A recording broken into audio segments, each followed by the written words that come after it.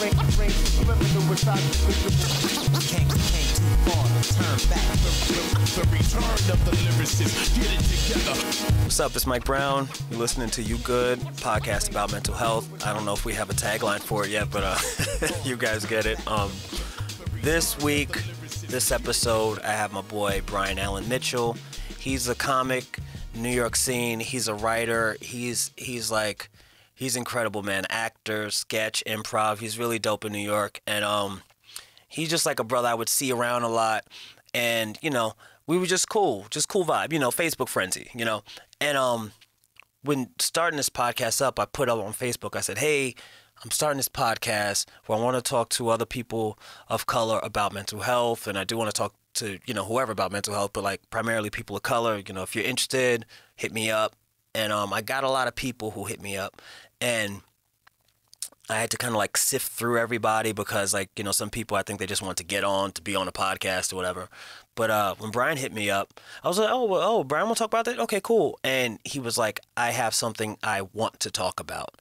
And I was like, oh, okay, bet. Yeah, let's do it. So we set up this time. So yeah, we talk about, you know, growing up in Ohio, Jehovah's Witnesses, divorce, and basically, you know, trying to move forward after like having a trauma. And like, you know, some episodes we have people who like totally cool with everything. And this is a really special episode because this is the first time he's ever like talked about what we're about to talk about with anybody. And I really just want to shout out to Brian again for just being so open, so honest, you know, funny, and just vibing out about it. And you know, I hope y'all dig it. So you know, here we go. So here we are. What's going on? Thanks for doing this. Thank you. Yeah, so like when I put up the Facebook post, like what made you be like, all right, we're gonna do this? It was an alert to me because it was kind of one of those things where it's like I've always dealt with mental health. Always wanted to learn, and I've always been kind of shrewd about it, or just kind of like I'll just keep to myself and figure it out. Yeah.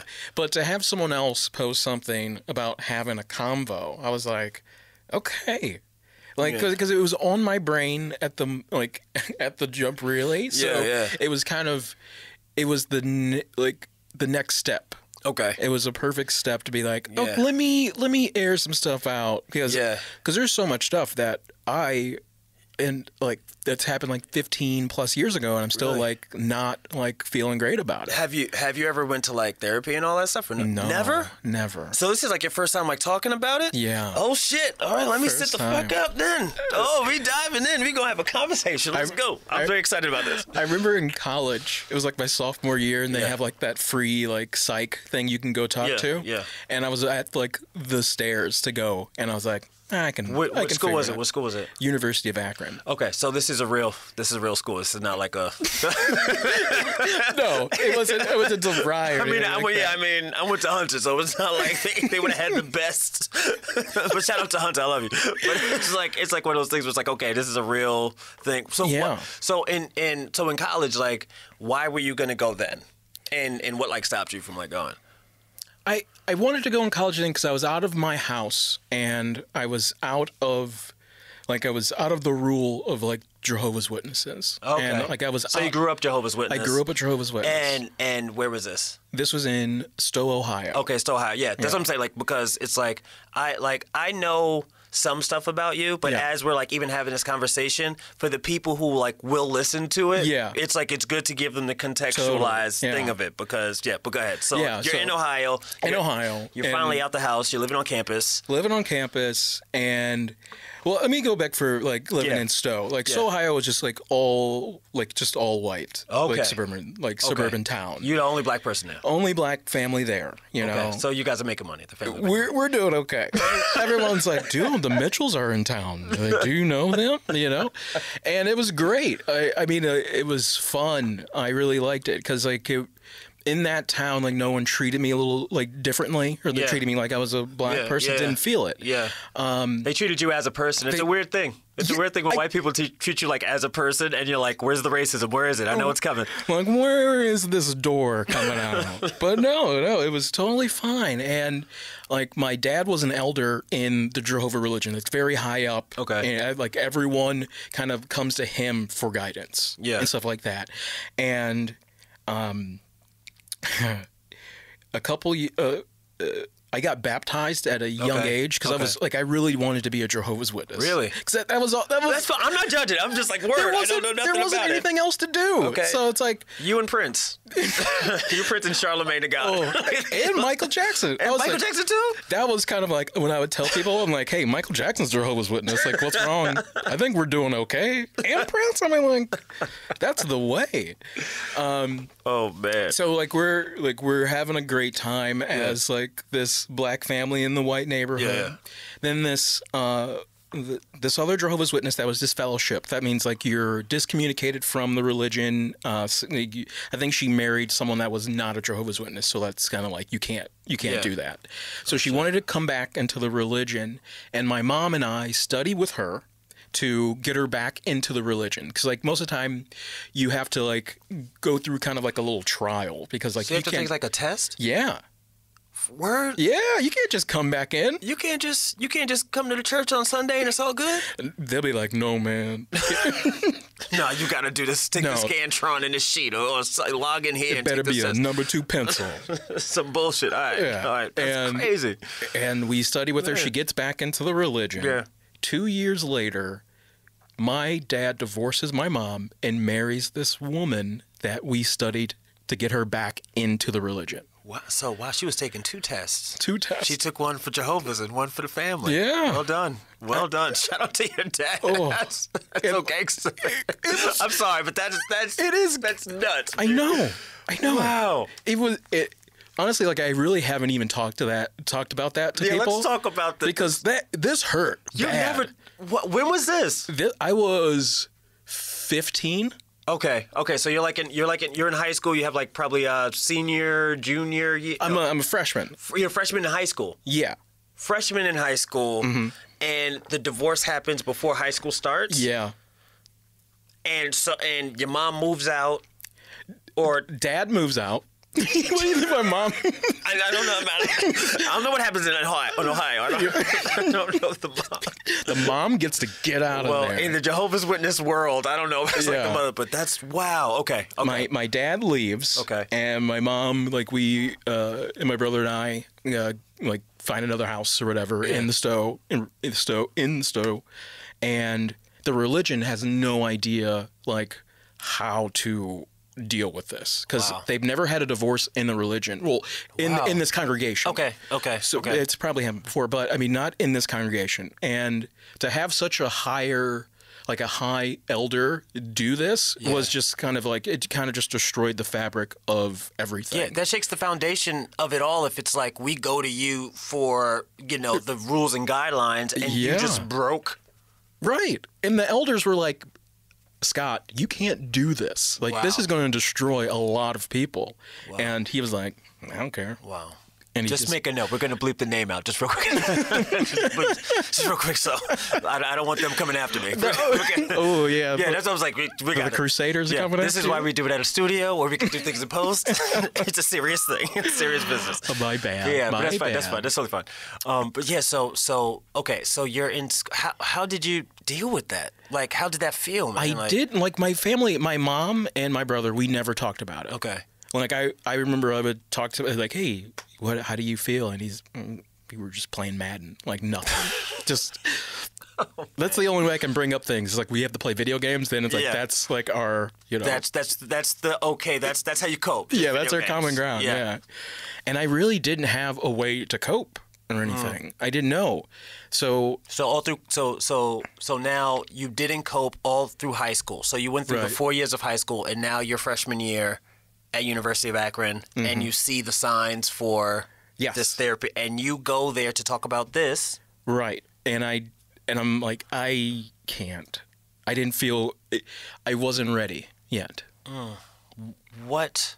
I guess what makes you ready now? Just like happenstance, or like have you talked because I'm like have you talked about it even like with stand up? Have you brought it up on stage at all, or like? Not to the point where like I'm talking about the divorce, because it's been like very tough. Like I've been writing something, and it took a long time for me to write it on the page because it hurt so much. Wow. And I felt like when I wrote it, then I felt a little bit better, but it still was like one of those pieces in my heart where I'm like, I don't feel comfortable.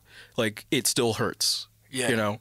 Yeah. Even though I'm 34, I'm like, oh, I should be okay. But like, it when I talk about it, like I tear up. Like it just shook me to the core, because I only knew the Jehovah religion, and that was it. And that was my coping mechanism for everything. Wow. So then when I left the congregation, no one like reached out to me. And and sometimes I was being a little rebellious and like not going to Jehovah, because I was like, I don't, no one makes me feel comfortable in there anymore. Wow.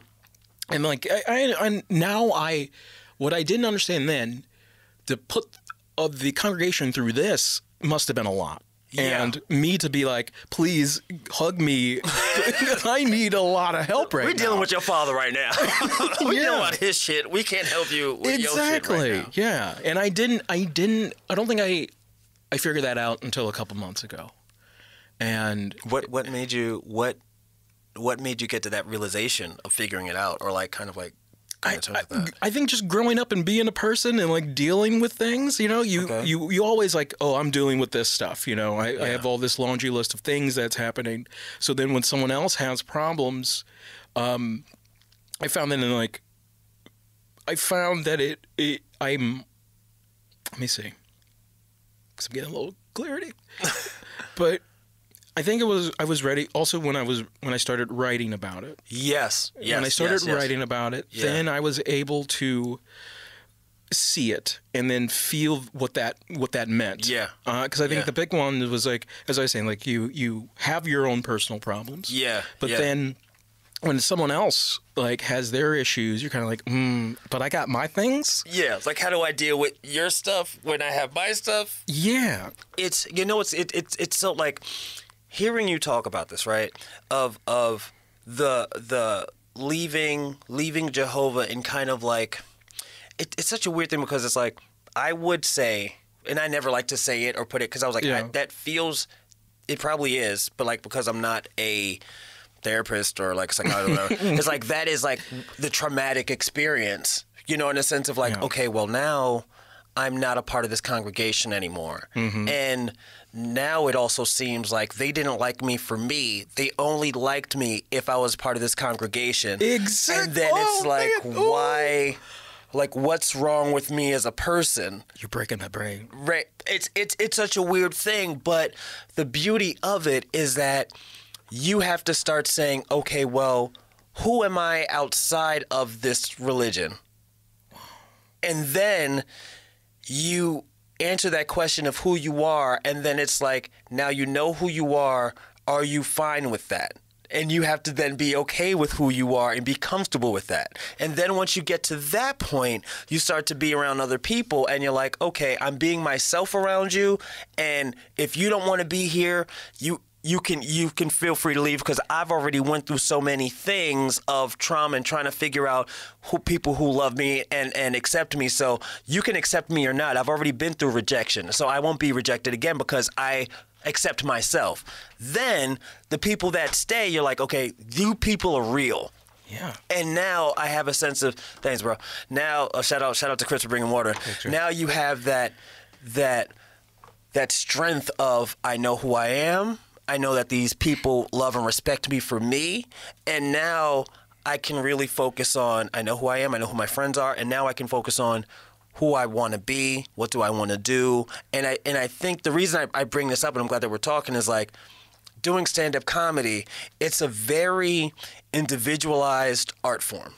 It's very, you have a story to tell, and you tell it, you know, And like, thank God for like a podcast like this. Like, we can have this conversation, and you're like, oh my God, you're breaking my brain. It's like, yeah, I was in a mental hospital. I was suicidal all through high school. I went through some shit. You know what I mean? And just talking about it more, people are very, very like surprised to hear. Because like, what, you had a problem? Like, yeah, but I had, and I'm talking about it. And you're like, what?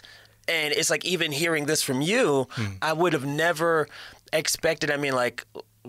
Growing up in Harlem and like, you know, in Queens, you hear like, you know, Christianity, you really don't see that many. You hear about like Jehovah's Witness, but also like for something like that to happen, a divorce, like how did like that impact you with him moving out? Like, what's your relationship with him? Do you guys still have a relationship, or you guys don't? Or is, like, what's? I would say in the past 5 years, it's gotten a little bit better. Okay. But but it's always been rough because like this is the guy that I looked up to. Like, yeah, it was your dad. You grew up with your father. You were a black guy who grew up with your father and your mother until you were 15, and he said, "Let me hit you with the remix." And now, I wish he said that. Yeah, that's actually in the Jehovah's Word now that you have to say. The Lord said, "Let there be a remix," and so now Peter 2:23. You're in a different thing, but it's like how was that for you, like being with, because it was just like, so who was in the house after he left? My mom and my brother. And your brother. And brother's older or younger? 2 years older. 2 years older, yeah. Okay. How did he deal with it? Did he deal with it? I don't think he did. Wow. I mean, wow. It was one of those, we never talked about it. There was nothing. Have you ever talked, to this day, have you talked about it? No. I mean, you can after this podcast. I think once this podcast comes out, like, you can send it to him, and then you can have a conversation about it. Yeah. We've never had that conversation. Wow. I even had that conversation with my mom. Wow. I mean, that's wow, man. Then I'm really appreciative that you're having it with me now, because it's like, for it, like, I just have to commend you, because like, if this is your first time like really having this conversation about it with me, I feel like the open mic of the conversation. You know what I mean? Like, yeah, just say whatever, and it's cool. But also, it's like, I hope that you do have these, you know, like, what's the word? Closure. Yeah. I just want you to have like closure for it, because it's like that. It's like that leaky faucet. Like, if you don't stop it from leaking, it's just gonna become this whole thing. Let me tell you this one thing too, because this faucet is open. Yeah. So before the divorce happened, my mom was kind of like, I don't trust this person a little bit, you know? Yeah. So I remember after Thursday was like one of our meeting days or whatever. Study, yeah. Yeah, and my dad didn't come home with us because she wanted to talk to him about something. Okay. So my mom and I go around Stowe trying to find their car. Like, we went to Applebee's and like other places just to see like what's happening. Okay. And that was a silent mission that my mom and I were on. No words between you two? Pretty much no. But like, hey, you want to come with me? And it's like, we kind of knew already. Did you know, or were you like...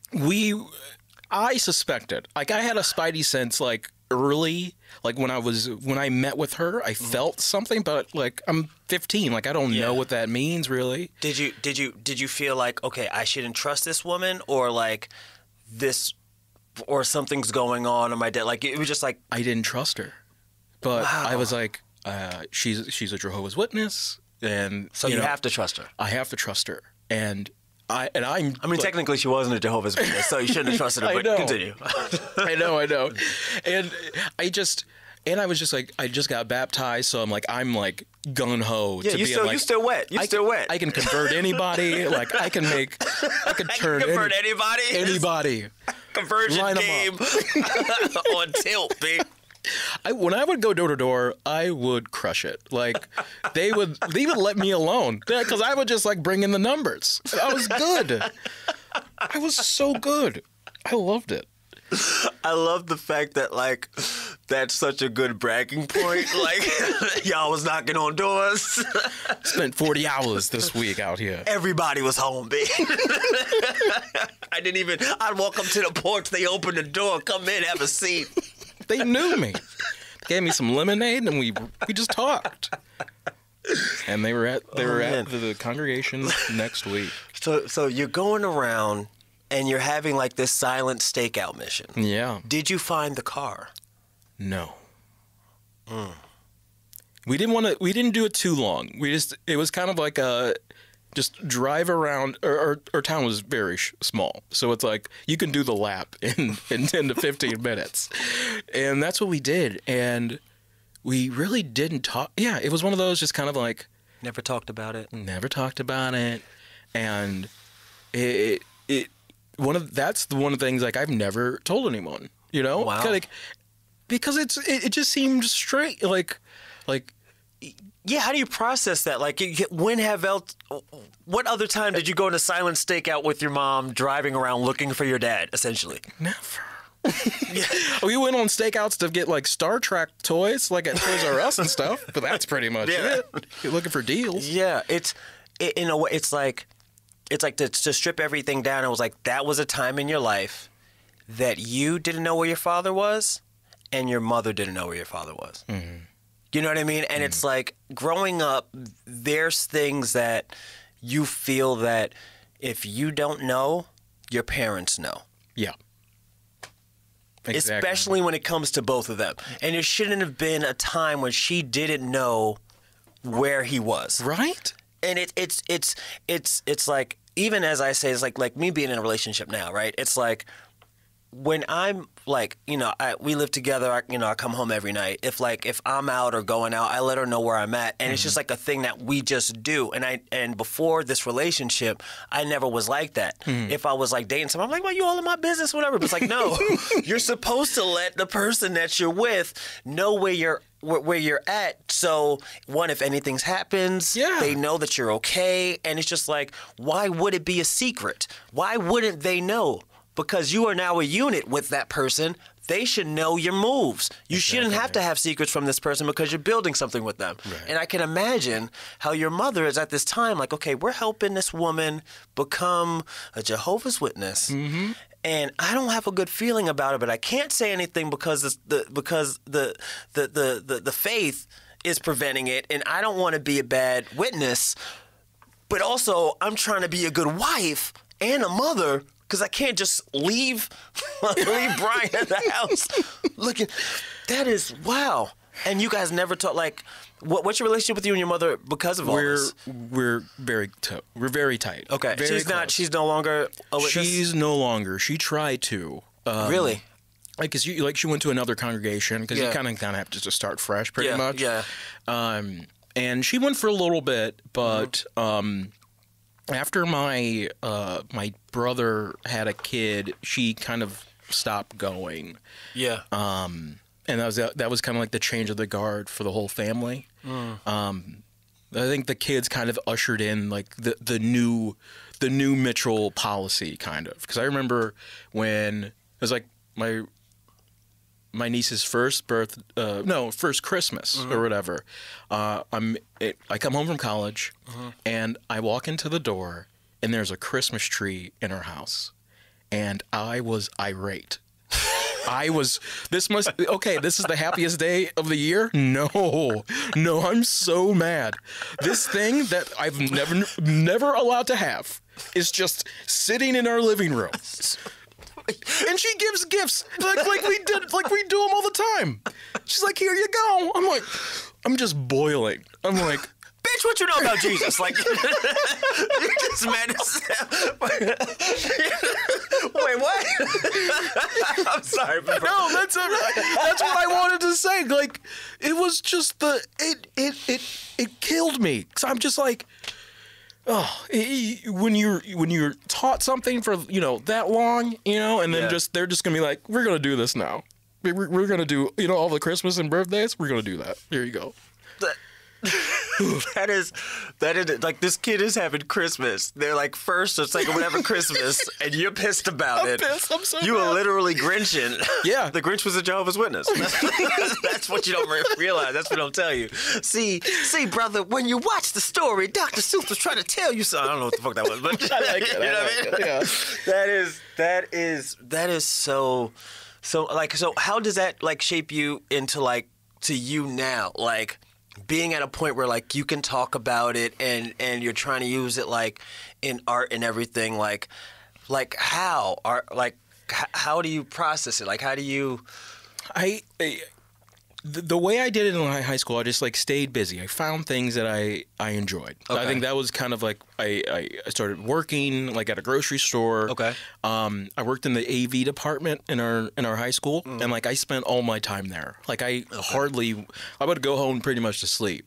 Yeah. Like I would just hang out there after school. That was it. Because like I needed to leave my brain, or I had to leave like my housing area. Yeah. Like I need to leave that what made me so mad. Yeah, you have to leave your environment. You have to change your environment. And it was hard to do when you're like 15, 16, you know. Yeah. So that's finding the AV department, and just I could dive in, and I was a computer guy back then, so this kind of just helped that.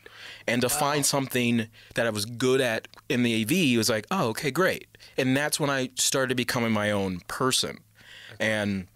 And then my mom allowed me like to hang out with kids from school. Yeah. I wasn't allowed to do that before, so it was kind of an interesting move. So you were only able to hang out with the other witnesses at the time. Right. Okay. Wow. Yeah. Okay. And then with all those friends that kind of like didn't want to hang out with me, or their families are like, you can't really. I don't want you to hang out with him now because he might be a bad influence. Because here's the motto: when you're a kid in a Jehovah's Witness, Bad association spoils useful habits. That is drilled in your brain as a kid. So you never like hang out with kids, and like if they're cussing, you don't. You know, really just setting you like you're better than these people. Yeah. And these people that I guess that we're supposed to be better are my best friends right now, and they've been my friends since. Jehovah. It's a thing of like, I think it's like not just Jehovah, but I think really every religion has that thing, because it's like, okay, everyone is a person in the world, right? But the thing that religion does that I feel is like, it also gives you rules to follow. Yes. And it's like, because we have these rules, we're better off than these people without these rules, right? And I think that's how it always breaks down. But like where I'm at with religion right now, because like I grew up Christian, you know, in Catholic school and all these things, and you know, I had you went to Catholic school? Oh yeah, man. Yeah, like I have so much anxiety just about like faith. You know what I mean? About where it's like now it's just like I'm some weird spiritual journey, I feel, where it's like it's like I was raised to unquestionably believe the Bible. And if I had any questions relating to like any critical thing, I'm like, well, wait, okay, so it just starts that, you know, there was the beginning, but what was before the beginning? And then there was a person, and then he took a rib out, and like, what? You know what I mean? But you just got to accept that as a truth. Yeah. And for years, I've accepted that as a truth, and a part of me still does because it's ingrained in me. But then when I look back and look at all the stories, a part of me is like, oh, I feel like in Christianity anyway, it's like, I was told to believe in God and be good out of fear, right? And then it's like, as at the point I'm at now, it's like, you know what?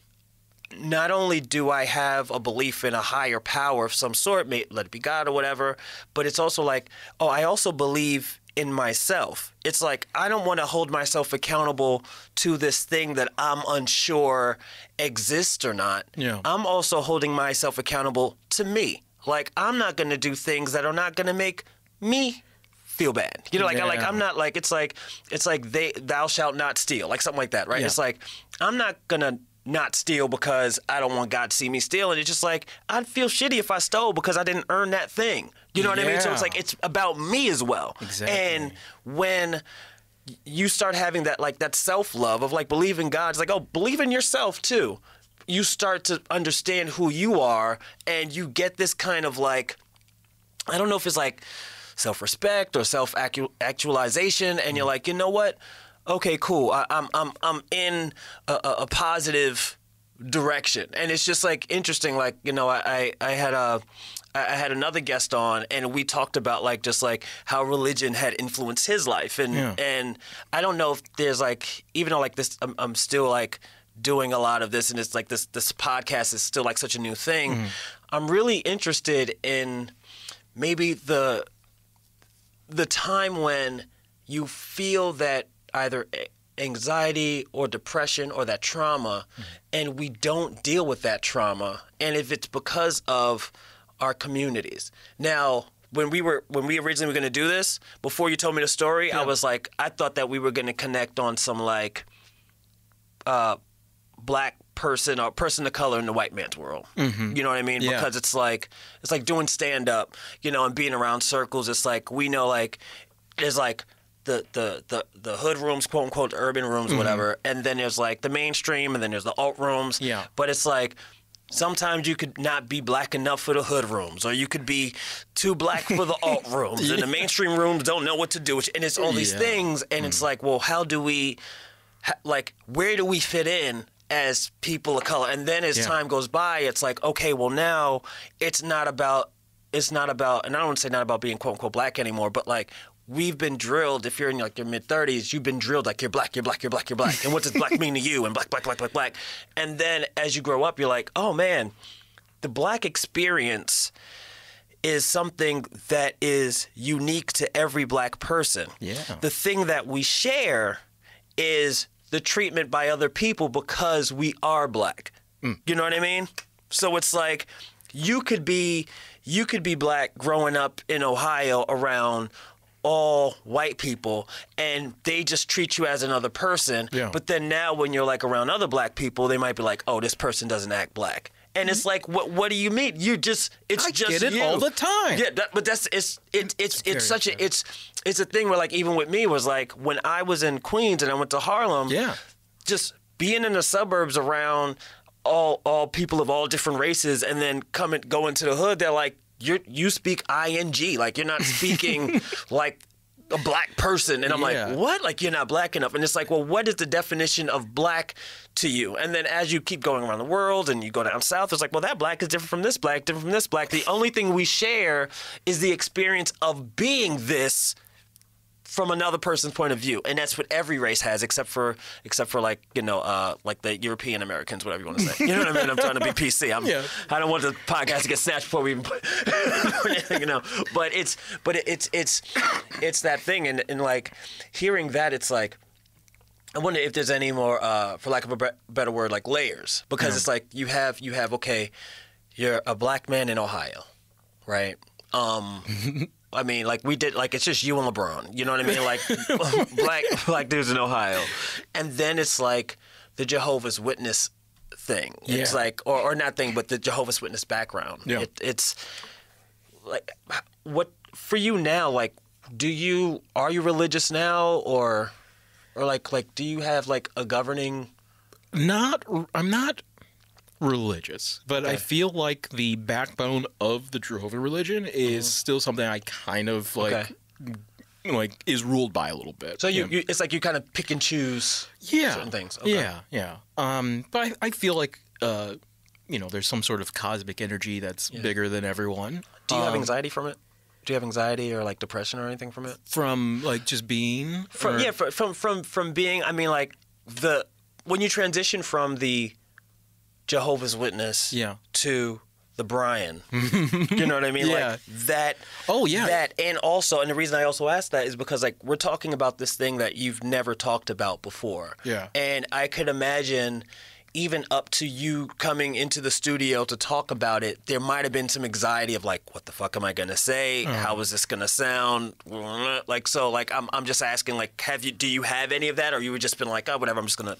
No, I because I loved it so much, and I honestly love Jehovah. The spirit that I felt when I was around everyone was just, I felt really good. And to refine that was, you know, meditation was the one thing I found over this past year. and that says help, you know. And I would say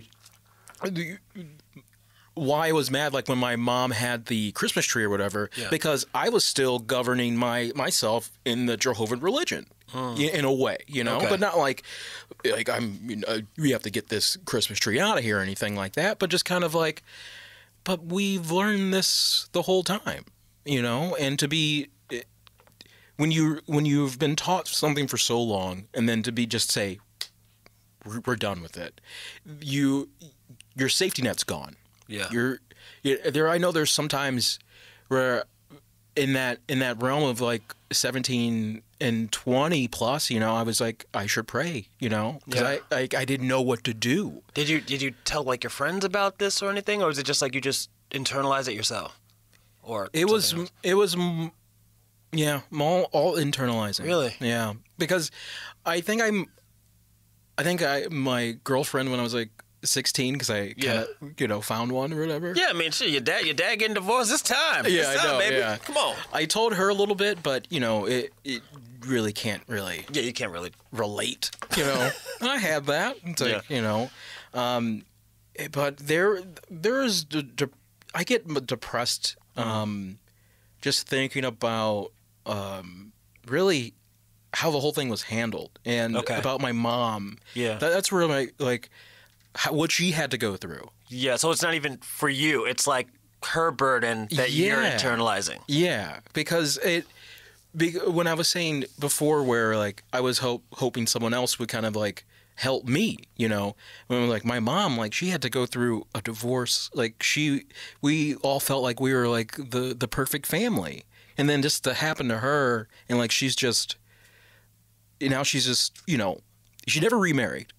And it felt like she did bring like a guy over, and I was like, "Who's this?" You know, I was like, "I don't know. Get this mustache out of here." But she's such a strong woman. I want to give her everything. Like after my dad left, she worked at the local university, so we could get free tuition. Wow. And I went to Akron, but, you know, it was like... So she worked there, but she was like, nah, I'm going to Akron. I love you, Mom, but nah. Yeah, I can't have you being around here. Shout out to LeBron School. Just putting everybody... Because it's Akron, right? It's pretty much LeBron School. Because, I mean, like, his new school, whatever, if you graduate, you'll get a free ride into University of Akron. Yeah. So, I mean, great. He's just... It's kind of weird to say that LeBron James has got me out of depression, but... Man, he is literally the king, man. He is doing so much good work in the community as LeBron. I mean, he is that missing role model that I miss. The guy that, you know, just good for his community, just holding it down, winning championships, you know? That's what I want my dad want. That's what I wanted my dad to do. Just, what's your relation? So do you and your dad talk or not? Is that like not really? We'll have like one of those catch-up talks or whatever. But you're not like, and why not? Because you know that like now you can like if you wanted to, you guys can just talk. And I only say this because me and my dad have a very crazy relationship, and it's just after I got out the hospital, he showed up, and I was like, you know what? Not like I forgive you type of thing, but it's like, you know what? Shit happens. And I had to look at the whole situation and say, you know what? You're my father. You're in my life. I want to know who you are as a person. I don't just want to see you when I have to see you. Yeah. I'm making like a conscious effort to know who you are and you to know who I am because there's so much time we missed out on. Yeah. And that means something to me. So like when I ask you, it's not like I'm not telling you to. I'm just like asking like, well, if you know that you could make an effort, or you could be like, oh, I didn't know I needed to make an effort, or I could make an effort. But like now that you know that you can, like why not? Whatever. Like if you want to talk about, I know this is some real shit. I told you when I put it on Facebook, I was like, hey, my people. Yeah. If you want, let's have some real talk about this shit. I think. I'm not sure if I can. And like without there might be the first one is like I'm gonna have to blow up at him for a little bit. Yeah. Just not even blow up. Just be like, just the way, just to tell him how my life went when you left. Yeah. And in the back of my mind too, like he's still with that lady. Yeah. So it's still, So and you know what's so crazy about this though? Like he right now has been with this new woman longer than he's been with your mother, I guess, unless they've been together. Like, when did they get together? like 18. 18? Okay. Because I was like, if it's 15, like if they got divorced in 15, you know, when you're 15 and you're like, you know, you're in your 30s, so it's like 20 years that he's been with this woman. You know what I mean? And it's like the same way where you're like, because you weren't around, this is how my life was, like all that. Also on his point, it's like, did he, because the thing like I learned from my father talking to him about like our thing, it's like, he also had 20 years of life that you know nothing about. And he probably had his own things that he had to deal with in the sense of this new thing of being ousted from everybody. Like you felt alone not being Jehovah's Witness. Imagine this guy who was the elder and his entire life was about that. And now he's alone and the only thing he has is this one woman who he's like you risked it all for this person. And it's like, it might not have anything to do with like, okay, I'll be with you and not be with my family. But it could be like this person was the one, and this is where life needs to go. And for whatever reason, I mean, because of the anger, mom and dad never talked about it. So if they're not talking about it, he can't really talk to you. Right. But you can talk to him whenever, and you might not be ready to talk to him because you're still on Team Mom. So now he's like, I don't know what to do, and his new wife knows you, but has nothing to do with you. And she's kind of like, I don't know who she is. She could be like, hey, talk to your son. And he could be like, I don't know. Or she could be like, don't talk to him. You know, he ain't in our family. But I don't know. But the thing is, him as your father, who is can still pick up the phone and talk to, and you guys catch up. It's like, he's still there. Like it's a fucked up thing what happened. But things happen. The fucked up thing is that it happened and there was no real closure. Like, this happened years ago and you're finally like, it's beautiful that you're talking about it. And it's like, but now that you can talk about this, I can talk to you about this and you can start talking to them about that. You know, if you want to do therapy, whatever you want to do, meditation. But it's like, now it's like the trauma can end. You know what I mean? Like, you can go to the next level now, where it's like, all right, this shit was fucked up. It messed up so many things, but you know what? I made it to New York. You know, I got my apartment. I got my life. You know what I mean? My brother's doing his thing. I'm an uncle. You know, like, it's all these things, and it's also like, and all this happened in 20 years. So I need to catch up to not only do I need to catch up to you, Dad, in what's been going on in these 20 years, but we need to know what's going on in each other's lives right now. If you want that.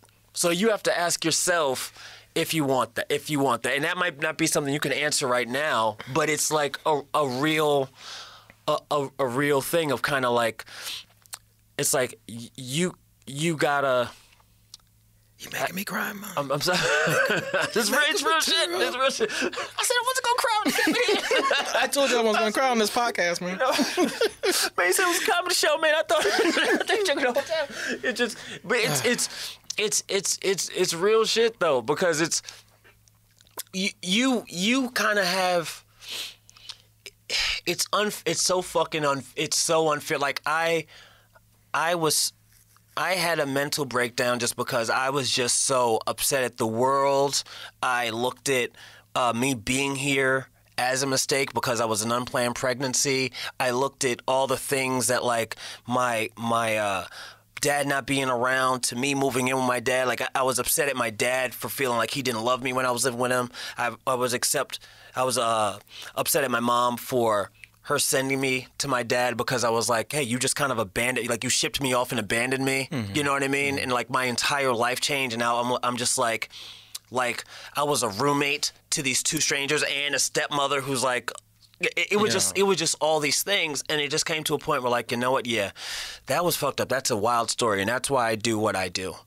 Now for the rest of my life, now that I accepted that happened, I could put a pin on that and then start a new vector and go in a new direction, and we can all go there together. Oh shit! You know, I need to accept it.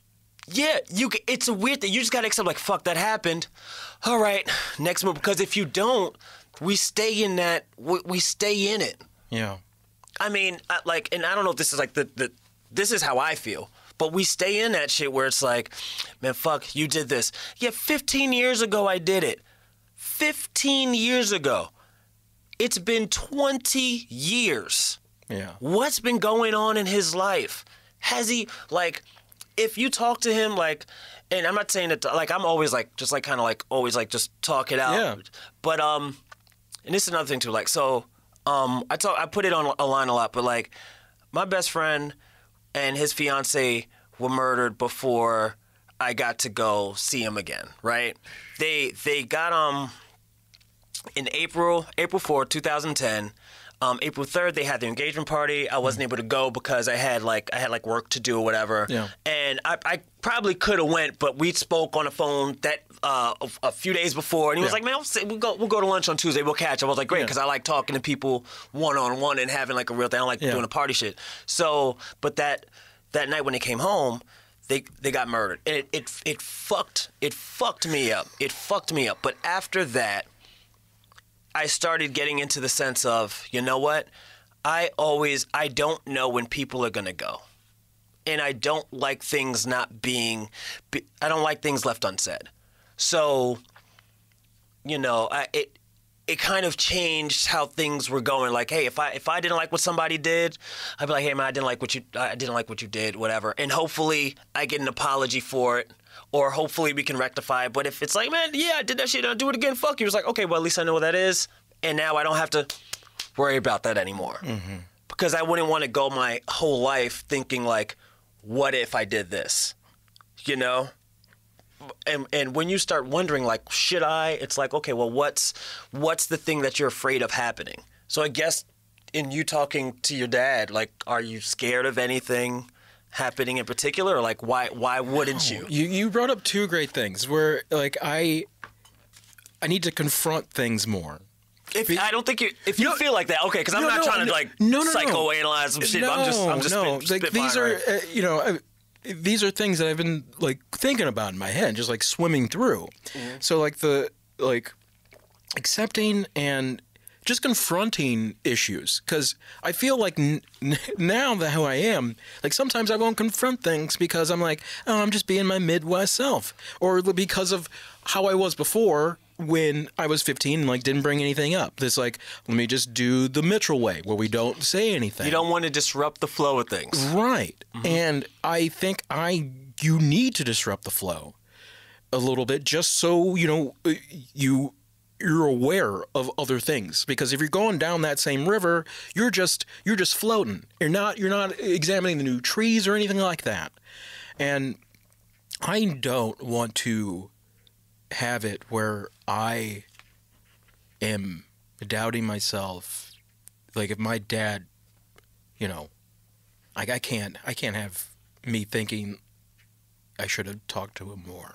I can't do that.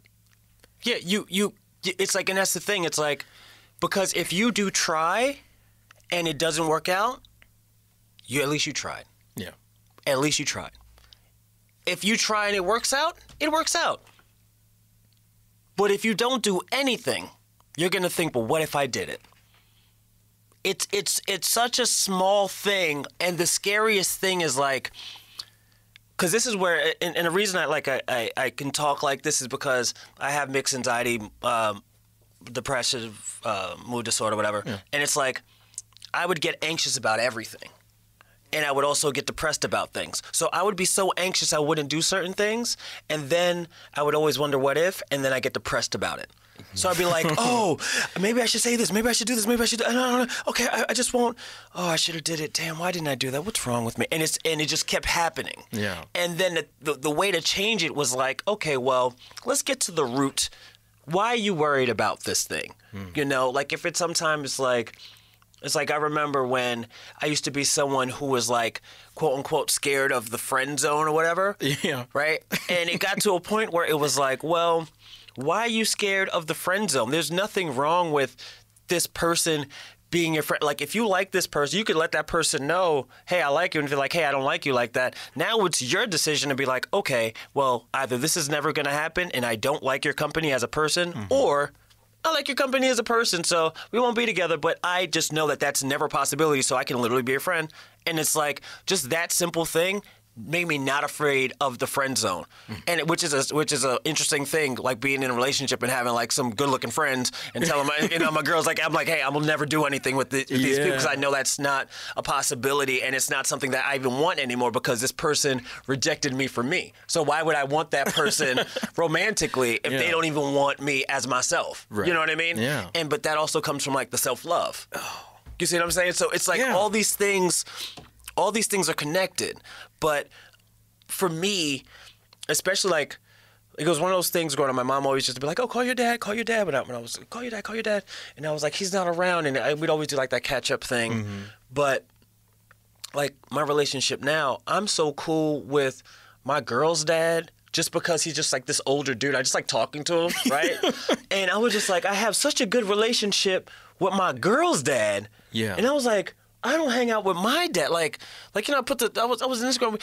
He took me, his son and and her brother-in-law, just the four of us guys. He took us all to Pittsburgh to watch two Pirates games and all this. And I'm like, this is some dope shit. And I was like, man, this is so cool. And I was like, I never went to a baseball game with my dad, right? But I was like, but last week, me and my dad just went out for drinks and just talked about like life. Yeah. Like as people, it's like, oh, my dad is like my friend now. He's not just I'm not that 15-year-old kid who has to be home right after school. You know what I mean? Yeah. I'm that guy. Now we can talk some real shit. Now I can, instead of being like, oh, Dad, you didn't love me. Now I could be like, oh yeah, you were 35 and a 14-year-old came to your doorstep and is like, hey, I'm living here now.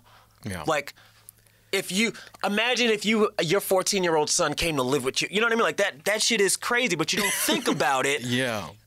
So, like, for your father, it's like, how was he feeling? What did he go through? I mean, like they didn't have any kids, right? What's up? No.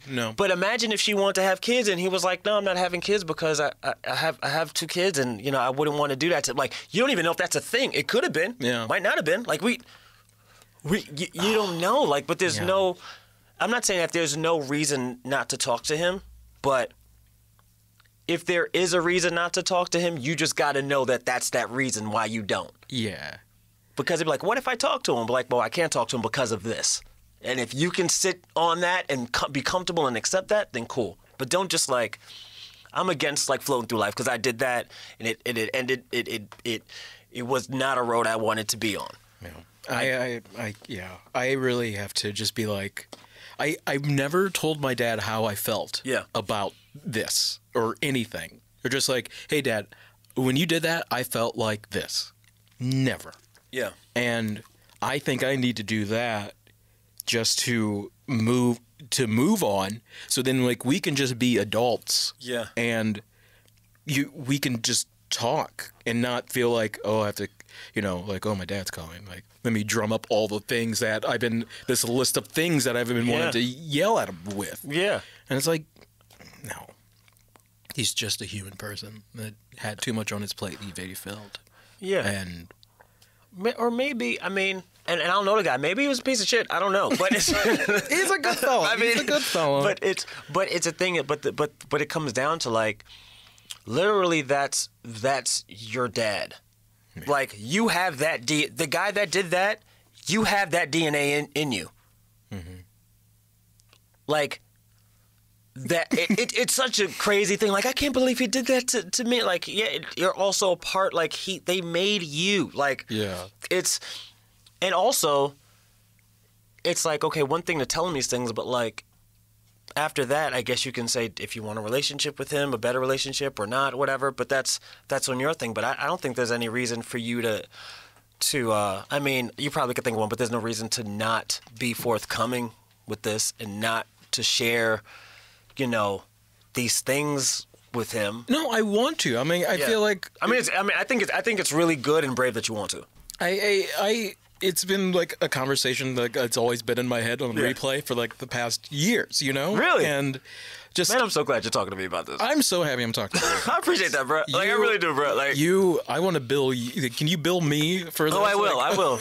Brother Broke right now. I don't know if we have ads on this yet, but Brother Broke right now. Also, I'm gonna start a Patreon for the listeners out there. I need some money. Give Mike money. Give me money, but yeah. Oh man, You really just you put everything on the plate, and all my doubts and stuff about holding this grudge or holding this, But why hold it? That's right. Like that's it. You can't if you don't have a good reason why. Like if you told, like if I was like, why hold this grudge, and you were like, because if I told him, he would shoot me in the face. I'd be like, that's a good reason, can't be. But if you don't have like a reason, I don't. I have a petty like you did this to me years ago. Because you want him to hurt. You kind of want you want him.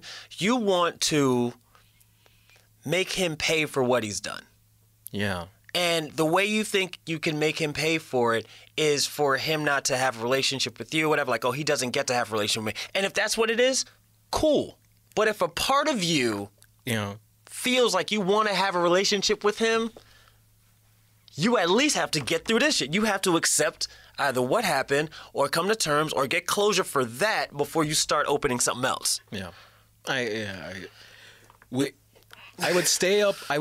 When I was a kid, like he was an architect, so like he would stay up late and join. I would just like be around him, just like watching TV, just like that time where like we could talk. He was a sci-fi guy, so like we were best friends, and I just let one of my best friends go because of a tiff that a big tiff. I mean, it's more than a tiff.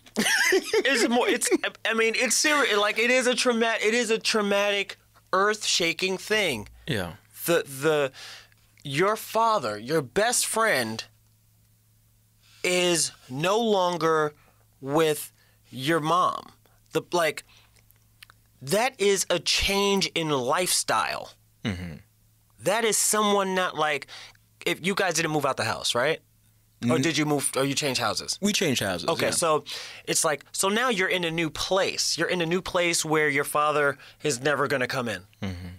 You're never going to see him in this place again. Or you're living in the house where your father was and he moves out and you're like, his stuff is not coming back here. Mm-hmm. Yeah. And you have to just be, it's like you were forced to say goodbye and you didn't want to. It wasn't like something where like, I don't know if they like both came and said, okay, this is what happened, we're getting a divorce, whatever. Did that happen? Did you have like this? How did that go? I knew it was happening. Like it was the Thursday, right after the meeting, everyone came home and they were upstairs, we were in the basement, and I just hear them like going down the stairs and like my spidey sense went off again and I was just like, it's happening. And like my dad was like, we're getting a divorce, and then just goes upstairs, and then like we're all crying because we're like, what? And my mom like doesn't like she was crying too, and like we didn't do anything. I remember then I went upstairs and my dad was in the kitchen, and I was just like, Dad, why are you doing this? We have the Bible. Like, what else do you need? Yeah. We have the Bible. What else do you need? I'm just weeping. And that sounds like the only Jehovah's Witness store in the world. We have the Bible. Do you have any clothes? You got some jeans? We have the Bible. We have the Bible. That's what all else? you need. And, that, I remember it was like Friday morning, and, it was just kind of like just a silent house, because we didn't know what was going, what was the procedure of this whole thing, but it took like a month or so because my parents tried to, try to work it out for a sec, but it was just too far gone. Okay, so I guess before we like wrap it up, like, what are you feeling now? Like, after we close this, like, when you're back at your apartment, like, what are your next steps? Like for you to be good. For me to be good, yeah. I think I need to have that conversation with my dad and with my mom and with my brother. Like I want to just talk to them to get just single talks, and so I can convey how I felt so long ago. And then like that question too, I'm just like, I see the road now. Like, I feel like most of the time I'm just going day by day or just going through the motions. But understanding, like, it's me, and the one thing for meditation that I found is just like the self-power that you have over yourself. Mm-hmm. And you talking about that shows me, like, I just need to put more ownership of myself on everything. Don't leave it to the boss. Like, you are the boss. Yeah. So you have the power to do it. You have the power to do it. You do have the power to do it. It's like you can be like, oh, just leave it up, but it's not that you don't have the power to do it. Just remember that, like, you do have a power to change some things. It doesn't have to be like, well, if they don't do it, you can move mountains if you choose to move the mountains. Yep. You know what I mean? So I guess before we go, so you good? I'm good. All right. I'm good. We did it. Thank you, Mike. All right, thanks, man. That's it. Okay.